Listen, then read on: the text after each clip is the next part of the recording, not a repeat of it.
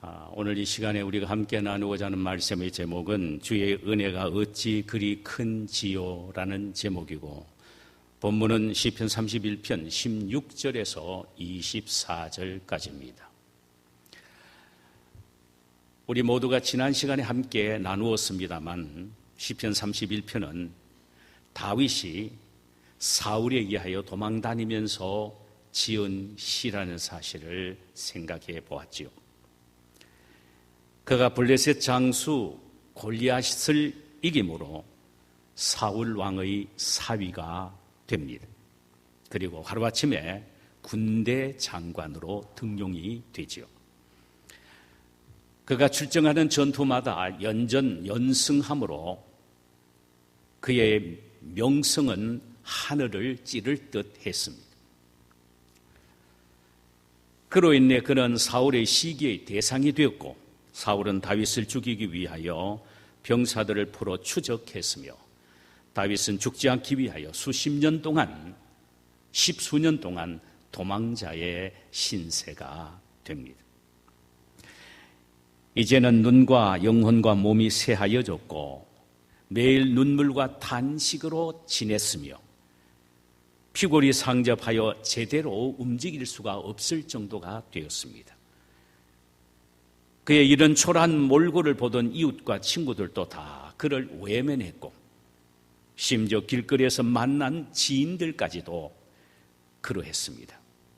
그의 존재는 마치 사람들이 위하여 죽은 자를 마음에 두지 아니함과 같이 되었고, 깨진 그릇처럼 되어버리고 말았습니다.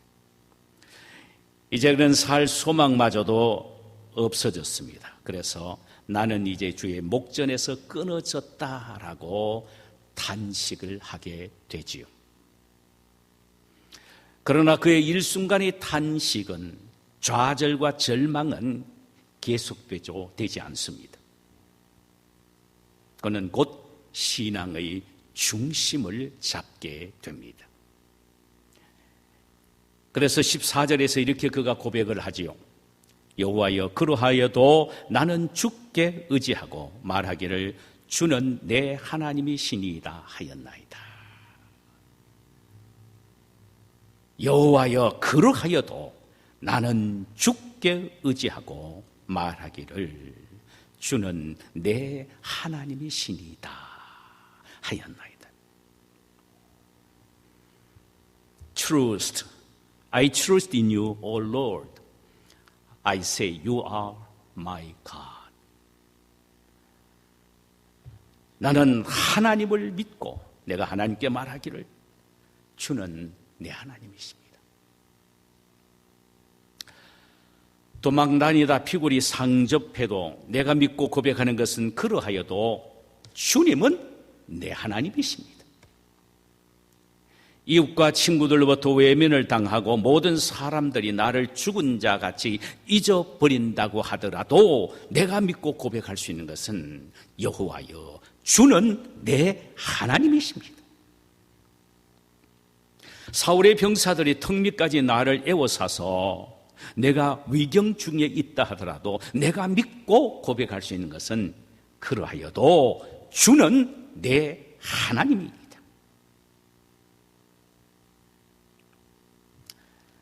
다윗이 이런 절망적인 상황에서 어떻게 그러하여도의 신앙을 가질 수가 있었을까요? 그가 두 가지 사실을 깨달았기 때문입니다. 하나는 자신의 앞날이 주의 손에 있음을 깨달았기 때문이며, 또 하나는 주님의 은혜를 보았기 때문입니다. 15절에 보면은 나의 앞날이 주의 손에 있사오니 내 원수들과 나를 핍박하는 자들의 손에서 나를 건져 주소서. 그는 자신의 삶이 주의 손에 있다고 고백합니다. 자신의 일생이 다윗의 손에 있는 것이 아니고 사울의 손에 있는 것이 아니고 하나님의 손에 있음을 고백합니다. 자신의 미래가 사울의 손에 있는 것이 아니고 하나님의 손에 있음을 깨닫고 고백합니다. 그가 깨달은 하나님의 손은 어떤 손이었습니까? 붙잡고 인도하시는 손이요, 보호하시며 지키시는 손이요, 치유하시며 회복하는 손이며 축복하시는 손이고 종국적으로는 구원하시는 손임을 확신했습니다.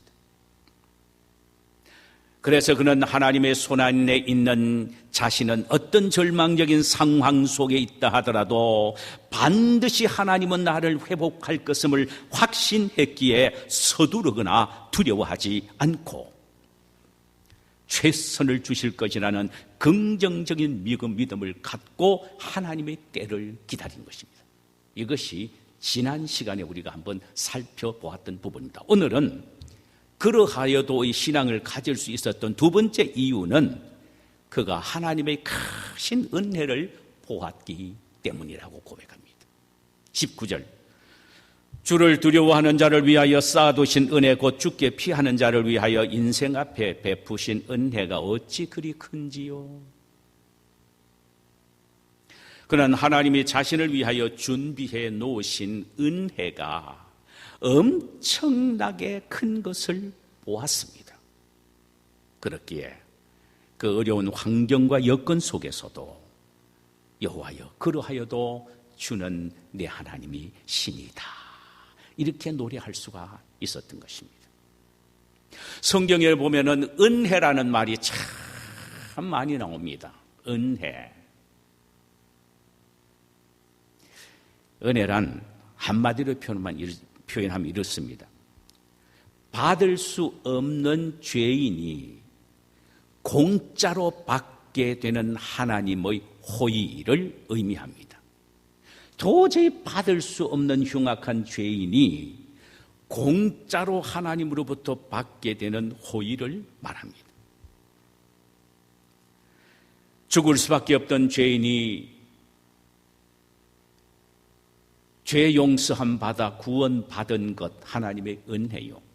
사탄의 종이었던 내가 하나님의 자녀로 신분이 바뀌어진 것 하나님의 은혜요. 감히 하나님 앞에 나갈 수 없을 정도로 흉악했던 내가 전능하신 하나님 앞에 나 무릎 꿇고 예배할 수 있는 것 역시 하나님의 은혜입니다. 매일매일 삶 속에서 하나님의 도움과 인도함을 받아 살아가고 있는 이것이 하나님의 은혜란 말입니다. 그렇다면 우리의 인생의 삶 속에 은혜가 아닌 것은 하나도 없습니다. 모든 것 다 은혜입니다. 그래서 한량없는 은혜, 갚을 길 없는 은혜, 내 삶의 모든 것이 하나님의 은혜라고 노래하고 있는 것 아닙니까? 오늘 본문에서 다윗은 생의 가장 어둡고 힘든 때에 자신을 위하여 쌓아두신 하나님의 은혜를 보았습니다.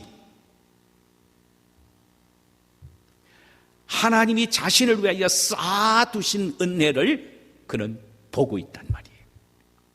가장 절망적이고 고통스러운 바로 그때에 여기 쌓아두라는 말은 히브리 말로 자판입니다. 자판. 이는 숨겨놓다, 그 다음에 급한 시에 사용하기 위하여 엄밀하게 비장해 놓다란 의미입니다. 이는 하나님은 다윗이 필요할 때에 주시기 위하여 은밀하게 숨겨놓고 비장해 놓으신 것이 있다라는 것입니다. 이것이 바로 하나님이 다윗을 위하여 주기 위한 은혜라는 것입니다. 사실 다윗이 환난을 당하여 도망 다닐 때에 그가 이스라엘 왕이 되어 천하를 호령하고 영광을 누릴 것으로 예상했던 사람은 하나도 없었습니다. 그러나 다윗 그만큼은 그 절망적인 상황 속에서도 하나님이 자신을 위하여 준비해 놓으신 엄청난 은혜를 믿음의 눈으로 바라보았습니다. 이게 중요한 것입니다. 다윗이 바라본 하나님이 자신을 위하여 준비한 은혜는 감질난 은혜가 아니었습니다. 폭포수처럼 쏟아지는 풍성한 은혜였습니다. 이는 단순히 환난 중에 있는 자신을 원수의 압제에서 건져주시는 정도가 아니라 환난을 극복한 후에 신정 국가의 왕으로서 큰 승리와 영광을 차지할 것에 대한 은혜였습니다. 그래서 그는 죽기 피하는 자를 위하여 인생 앞에 베푸신 은혜가 어찌 그리 큰지요. 그것을 바라보았기 때문에 그는 절망과 환난 속에서도 감탄하고 있습니다. 하나님의 은혜가 있기 때문에 나는 살 수 있다. 나는 다시 일어날 수가 있다. 나는 다시 회복될 수가 있다라고 소리치고 있단 말입니다. 그럼 그가 발견한 하나님의 은혜가 구체적으로 뭡니까? 오늘 본문에 보면은 20절에 이런 말씀이 나옵니다. 주께서 그들을 주의 은밀한 곳에 숨기시고 사람의 꾀에서 벗어나게 하시고 비밀이 장막에 감추사 말 다툼에서 면하게 하시리로다. 여기에 보면 단어 4개가 나옵니다. 숨긴다, 벗어나게 한다, 감춘다, 면하게 한다. 여러분, 요 4가지가 바로 하나님의 자녀에게 베푸시는 구체적인 은혜입니다. 주님께서 고난당하고 있는 다윗을 은밀한 곳에 숨기시고 사람의 꾀에서 벗어나게 하시고 비밀이 장막에 감추시고 말 다툼에서 면하게 하신다는 말씀이에요. 이게 은혜란 말입니다. 사실요, 우리가 인생을 살아가면서 참 이런 실제적으로 필요한 이런 그 요소들이 우리에게 참 필요합니다. 숨기고 벗어나게 하고 감추고 면하게 하는 이것 말입니다. 자, 구체적으로 한번 보십시다. 그러면 여기에 주의 은밀한 곳에 숨기고라고 했는데 여기 은밀한 곳이란 말이 어떤 의미냐? 히브리 말로 베세테르 파네카라는 단어입니다. 베세테르 파네카, 이 의미는 주님의 얼굴의 은밀한 곳을 말합니다. 여기에 주의 얼굴이란 말은요, 고난받는 성도를 구원하기 위하여 하나님이 짱 하면서 나타났을 때에 깜짝 놀라 감격하는 모습입니다. 저는 이 말씀을 어제 준비하면서요, 참, 저는 한 40년 전에, 37, 8년 전에 있었던 이야기가 생각이 났어요, 우리 집에. 그때 성남에 살았습니다. 제 처제가 우리 집에 있었는데, 큰애는 8살인가? 8살 채 못 돼서 학교 들어가기 전이었으니까. 그때고, 그렇게 둘째 애가 한 4살, 서너 살 좀 됐을 때입니다. 그래서 서울 구경하자 하면서 신세계 백화점에 구경을 하고 정신없이 이 처녀가 조카 둘을 손에 잡고 있어야 되는데 그거 보다가 놓아버렸어요. 그래서 애들 둘하고 실컷 구경하다 보니까 애들 둘이 어디 있는지 모르는 거야. 그런데 얘들도 구경하다가 다른 사람이 내려오니까 에스컬레이터 타고 재밌다 하면서 내려온 거예요. 또 보니까 또 에스컬레이터가 또 있고, 그래서 그거 타고 내려오다 보니까 어디로부터 내려왔는지 어디로 가 있는지 모르는 거예요. 그래서 나가서 우는 거예요. 전철이 열려지니까 그걸 타고 간 거예요. 그래서 어디에 내렸나 하면 우니까, 애가 차 타고 가면 우니까 삼각지 쪽에서 누가 데리고 내린 거예요. 내려가지고, 얘가 뭐 얘도 참 문제다. 뭐 부모도 없고 혼자 오고 말하니까 말은 우리 큰애는 작은애는 말도 잘 못하니까 그때는. 그리고 뭐 울고 계속 있으니까 그게 이제 역 안에 오피스에다가 얘들 데려다 준 거예요. 그러니까 정신없이 이 처녀는 그걸 보다가 얘들 잊어버린 게 나중에 한 거예요. 그래, 애들 이름이 뭐냐 하니까 울고 이름도 안 가르치면 주소도 모르지. 성남에 애가 주소 알겠어요. 그렇게 붙여놓은 것 하나도 없고. 그때의 역사 가운데 한 사람이 얘 어디서 많이 본 애 같아 생각이 드는 거예요. 저희 교회가 워낙 큰 교회니까 제가 또 이렇게 젊은 사람들을 또 이렇게 그룹을 만들어 성경 공부하고 있었으니까 우리 애를 본 거예요. 그래서 얘가 참 이상하다. 닮은 게 분명히 윤전도사님하고 닮았다. 그러면서 너 아버지 이름이 윤상철 전도사님이냐? 그러니까 그래요 하는 거예요. 그래서 바로 교회 오피스에다 전화하고 그때가 토요일이었습니다. 토요일 날 보면 한국은 토요일 보면 보통 이제 성경 공부하고 또 예배 드리잖아요. 유스그룹은요. 제가 그때 중고등부를 맡고 있었기 때문에 설교를 딱 하고 내려왔는데 누가 오피스에서 전도사님 잃어버렸죠. 우리 애 성남에 집에 있는데 뭐 잃어버려 하니까 지금요 용산에 있대요. 빨리 가보세요. 용산에 있다니 무슨 말 하는 거냐고. 그래서 그 역사 그 오피스맨이 나한테 전화를 했어요. 전도사님, 윤대로 여기 있습니다. 내가 데리고 있습니다. 꿈에 이야기하는 것 같아. 꿈 이야기하는 것 같아. 그래서 내가 아니 우리 애가 왜 있느냐 하니까 모르는데요. 막 둘이 형제간에 울고 있는데 빨리 좀 와주세요. 그럼 얼마나 놀라겠어요. 다른 사람 같은 모르지만은 내가 아는 그분이 우리 애가 거기 있다 하니까 안 갈 수가 있습니까? 막 가슴이 전설다고 하니까 오피스에 있는데 딱 나를 보자 우리 애는 큰애는 눈이 큽니다.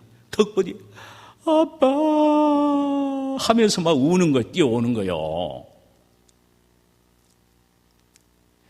제가요 어제 설교를 준비하면서 뭘 생각했냐면은 그 도움이 필요한 그 순간에 막 두렵고 공포가 엄습했을 때 아빠가 자기를 도우기 위하여 짱 하면서 나타났을 때의 환희, 놀람, 그것이 바로 베세테로 반핵합니다. 우리가 어렵고 힘들고 막 낙심이 들고 고통을 당할 때 하나님이 우리를 돕기 위하여 짱 하면서 나타나는 것, 그것이 바로 베세테로 반핵합니다. 하나님이 그렇게 하신다는 것입니다. 또 하나는 사람의 꾀에서 벗어나게 하신다는 겁니다. 여기에 꾀란 말이 히브리 말로 로켓입니다. 여기에 사용하는 로켓이라는 단어는 성경의 신구약 통틀어서 딱 두 번만 나옵니다. 한 군데는 이사야서 40장 4절에 이 단어 꾀라는 단어가 로켓이라는 단어로 사용이 됩니다. 이 단어의 원뜻은 험한 곳을 말합니다. 꾀라는 험한 것, 험한 곳. 여기에서는 다윗을 죽이기 위하여 사울의 참모들이 밤낮으로 한 집에 모여서 거기서 모의를 하는 것입니다. 이것이 바로 꾀요 로켓입니다. 그런데 어떻게 한다 그랬습니까? 꾀에서 벗어나게 한다. 아무리 밤낮으로 다윗을 죽이기 위하여 꾀를 쓰고 작전을 짜도 그들은 자기 꾀에 자기가 넘어지도록 하나님이 하신다는 겁니다. 두려울 것이 없다는 것입니다. 이것이 하나님의 자녀가 꾀에 빠졌을 때에 거기서 벗어나게 하시는 하나님의 은혜라는 것입니다. 벗어나게 한다. 세 번째로 비밀이 장막에 감춘다는 것이죠. 여기에 장막은 수카라는 말인데 덮개로 가려운 초막을 말합니다. 초막이 있는데 그 큰 덮개로 완전히 덮어버리는 것. 이것이 바로 수카입니다. 여기에 비밀이 장막에 숨긴다는 말은 앞의 은밀한 곳에 숨긴다는 말과 내용상 병행 구절을 이루는 것입니다. 그러니까 다윗은 환난의 때에 하나님이 자신을 숨기신 피난처가 되신다는 고백입니다. 아무리 어렵고 힘드는 환난을 당해도 하나님은 덮개로 완전히 나를 덮어버리신다. 그렇다면 나는 어떤 존재가 됩니까? 하나님의 피난처의 도움을 받게 된다는 것입니다. 그래서 다윗은 말입니다. 이 부분을 여호와는 나의 피난처라는 단어로 아주 많이 사용했습니다. 나는 여호와에 의하여 피난처의 은혜를 입는다라는 의미죠. 다윗은 마치 암탉이 병아리를 그 넓은 날개로 덮어 매의 공격으로부터 보호하여 주듯 하나님은 환난의 때에 자신을 덮어서 보호해 주시는 피난처가 되신다라는 말입니다. 우리의 마음을 가장 뭉클하게 하는 여호와 하나님의 피난처가 되심의 성경 구절은 시편 91편 2절과 7절입니다. 나는 여호와를 향하여 말하기를 그는 나의 피난처시요 나의 요새시요 내가 의뢰하는 하나님이라 하리니 이는 그가 너를 새 사냥꾼의 올무에서와 심한 연병에서 건지실 것임이로다. 그가 너를 그의 깃으로 덮으시리니 내가 그의 날개 아래에서 피하리로다.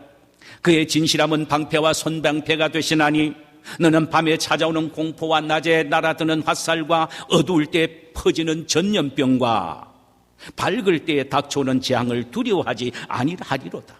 천명이 내 우편에서 천명이 내 왼편에서 만명이 내 우편에서 엎드려지나 이 재앙이 내게는 가까이 하지 못하리라. 왜? 하나님이 나의 피난처가 되시기 때문입니다. 할렐루야. 마지막 하나는 말 다툼에서 면하게 하시는 이것이 하나님의 은혜입니다. 여기 말 다툼이란 말은 언어 폭력을 의미합니다. 이 언어 폭력의 의미가 어떤 것인지를 우리는 18절에 잘 기록되어 있는 것을 보게 됩니다. 교만하고 완악한 말로 무례히 의인을 치는 거짓 입술이 말 못하는 자가 되게 하옵소서. 여기에 거짓 입술을 말다툼이라는 의미입니다. 13절에 보면 이 거짓 입술이 구체적으로 내용이 나오는데 이 말의 의미는 히브리 말로 디바입니다. 이 말은 중상모략하다, 악평하다, 없는 것도 있게 만들다, 사악한 소문을 퍼뜨리라는 의미입니다. 이는 다윗이 들은 좋지 못한 무시무시한 소문들이었습니다. 사람들은 다윗을 향하여 어떻게 말을 만들어내느냐 하면은 사울의 왕권을 넘나보다가 저렇게 저주를 받았다라고 비난합니다. 다윗은 하나님이 위하여 버림받아서 저렇게 되었다라고 또한 악한 말로 공격합니다. 이제는 다윗의 시대는 아예 끝났다라고 조롱함으로 악평합니다. 이 모든 말들은 다윗을 심히 낙심시키기에 충분했으나 다윗은 고백합니다. 하나님이 그 모든 중상모략의 불화살에서 자신을 지켜주실 것을 믿었던 것입니다. 그래서 말 다툼에서 면하게 하시리라. 중상모략과 악평과 거짓말과 사악한 소문들에서부터 자신을 면하게 해 주신다는 것입니다. 이게 은혜라는 것입니다. 이렇게 우리의 삶 속에 구체적으로 이런 은혜를 그는 소개하고 있습니다. 다윗은 그 절망적인 상황 속에서도 하나님이 자신을 은밀히 숨기시고 원수의 꾀에서 벗어나게 하시고 피난처가 되어 보호해 주시고 악한 말의 불화살을 맞지 않게 하시는 이 하나님의 풍성한 은혜를 바라보았습니다. 그러기에 그는 절망의 때에 그러하여도 주는 내 하나님이니라 그러하여도의 긍정적인 신앙을 고백할 수 있게 된 것입니다. 사랑하는 여러분, 우리 모두는 힘들고 어려운 상황 속에 살고 있지요. 이때 우리는 우리를 위해 준비해 놓으신 하나님의 풍성하고 넘치는 은혜를 바라볼 수 있어야 합니다.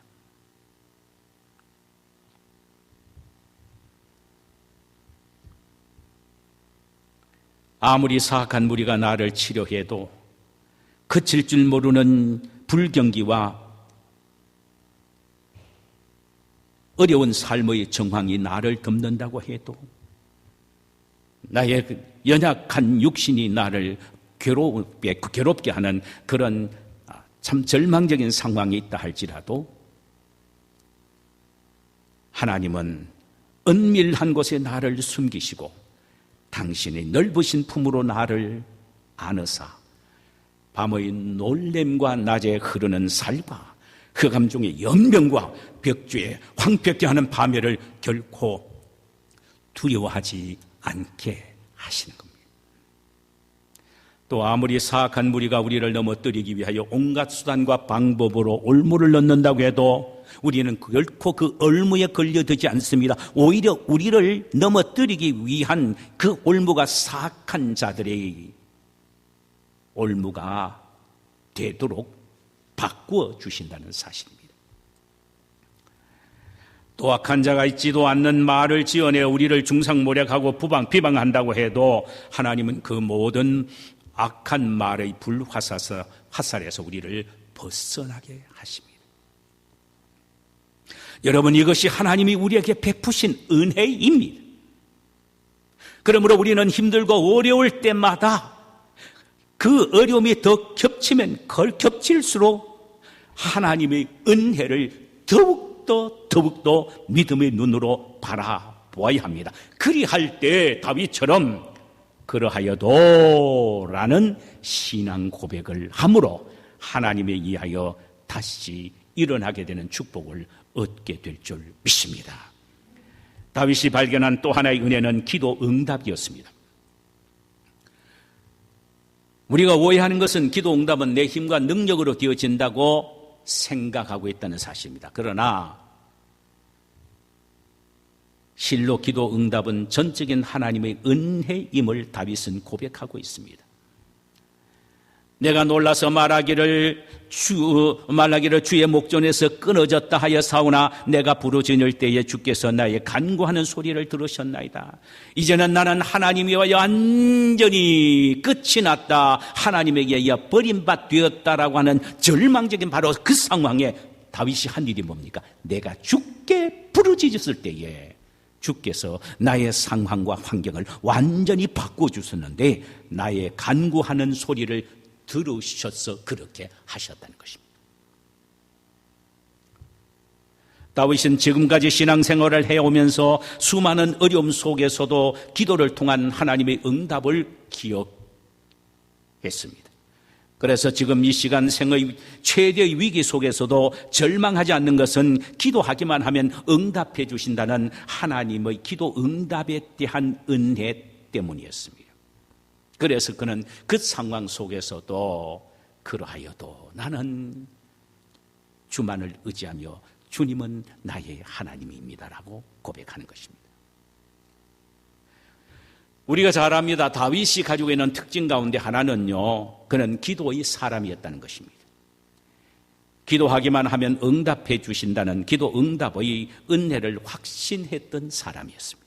그래서 그는 시편 119편 4절에서 자신의 별명을 스스로 나는 기도다, I am a prayer, 나는 기도라, 이렇게 말할 정도였습니다. 신구약 성경에서 가장 많이 언급하고 있는 것이 기도입니다. 그리고 기도하면 반드시 응답해 주신다는 것이 주님의 약속이기도 하죠. 예수님은 기도 응답에 대한 말씀을 많이 하셨고 특별히 기도 응답의 강력함에 대하여 황금률이라고 말하는 마태복음 7장 7절에서 11절에서 이렇게 말씀을 하셨습니다. 구하라 그리면 너에게 주실 것이요, 찾으라 그리하면 찾아낼 것이요, 문을 두드리라 그리하면 너에게 열릴 것이요. 구하는 이마다 받을 것이요, 찾는 이가 찾아낼 것이요, 두드리는 이에게 열릴 것이니라. 너희 중에 누가 아들이 떡을 달라 하는데 돌을 주며 생선을 달라 하는데 뱀을 줄 사람이 있겠느냐? 너희가 악한 자라도 좋은 것으로 자식에게 줄 알거든 하물며 하늘에 계신 너희 아버지께서 구하는 자에게 좋은 것으로 주시지 않겠느냐.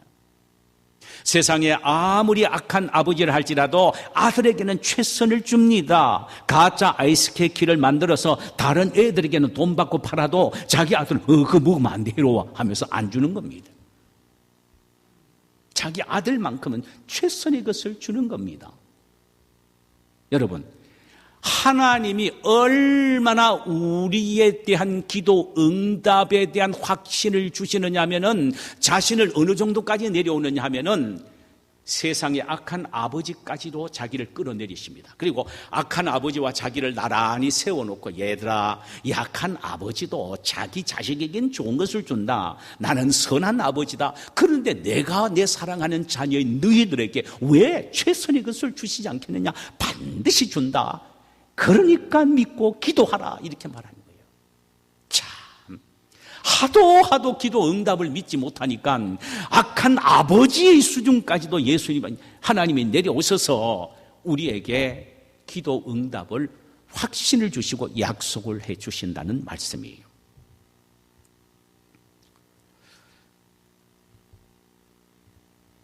요한복음 16장 23절에 보면은 내가 진실로 너희에게 이르노니 너희가 무엇이든지 아버지께 구하는 것을 내 이름으로 주시리라. 무엇이든지 기도하기만 하면 응답해 주신다는 말씀입니다. 우리의 가장 완벽한 보증수표는 그 기도 응답의 은혜임을 알아야 합니다. 다윗은 그 어려움 속에서도 절망하지 않고 거기에 사로잡히지 않았던 것은 반드시 하나님은 내 기도를 들어 응답해 주신다는 기도 응답의 은혜에 확신했기 때문에 그 어려움 속에서도 그러하여도 이 신앙을 갖고 하나님을 노래할 수가 있었던 것입니다. 그럼 어떤 사람이 하나님의 준비해서 놓으신 이 풍성한 은혜를 누릴 수가 있습니까? 어떤 사람이요? 교회 나오는 사람입니까? 성경은 그렇게 말하지 않습니다. 어떤 사람이요? 19절을 다시 한번 보십시다. 주를 두려워하는 자를 위하여 쌓아두신 은혜 곧 죽게 피하는 자를 위하여 인생 앞에 베푸신 은혜가 어찌 그리 큰지요. 하나님은 누구를 위하여 말로 표현할 수 없는 큰 은혜를 쌓아 놓으셨습니까? 두 종류의 성도라고 말합니다. 하나는 주를 두려워하는 자, 또 하나는 죽게 피하는 자라고 말합니다. 첫째 보면은 주를 두려워하는 자는 어떤 사람입니까? 여기 두려워한다는 말은 영어 성경에는 fear 이 말로 표현했습니다. 이 말의 원래 성경적 의미는 두렵고 떨리는 마음으로 하나님을 우러러 받든다라는 말입니다. 그리고 한마디로 표현하면 믿음을 표현한 말입니다.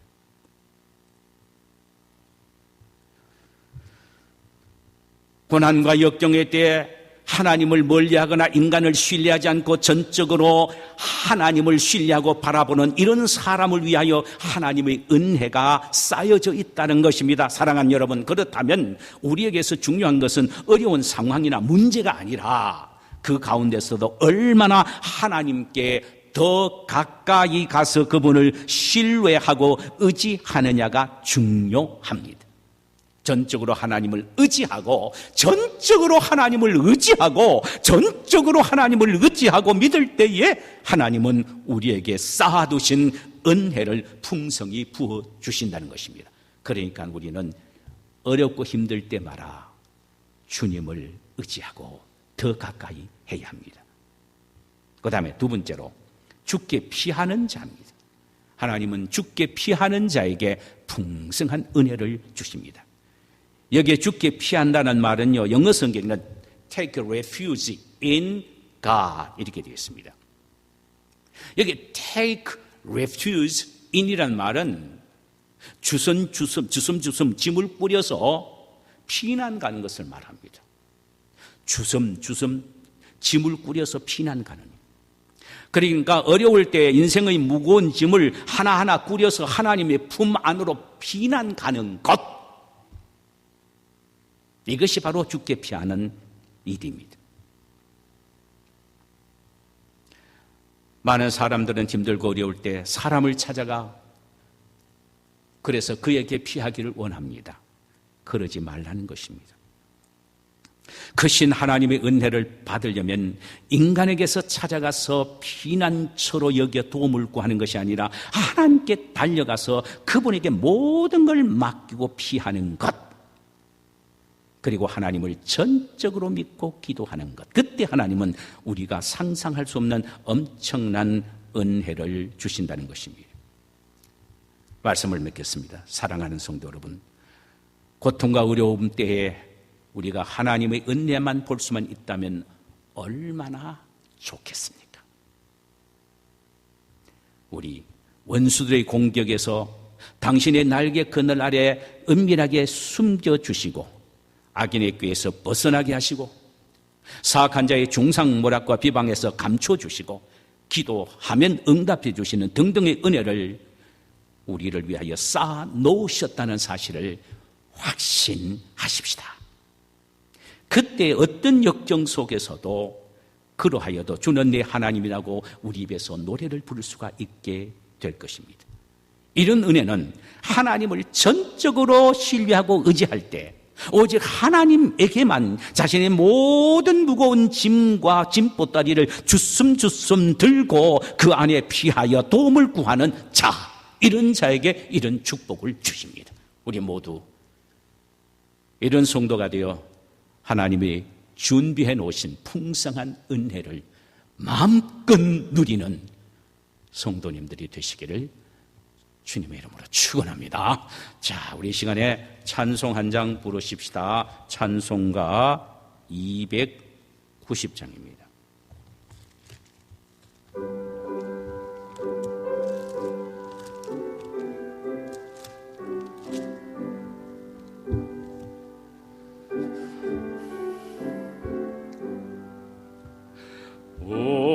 우리는 주님을 늘 배반하나 내 주 예수 여전히 날 부르사 그 참되신 사랑을 베푸시나니 내 형제여 주님을 곧 따르라.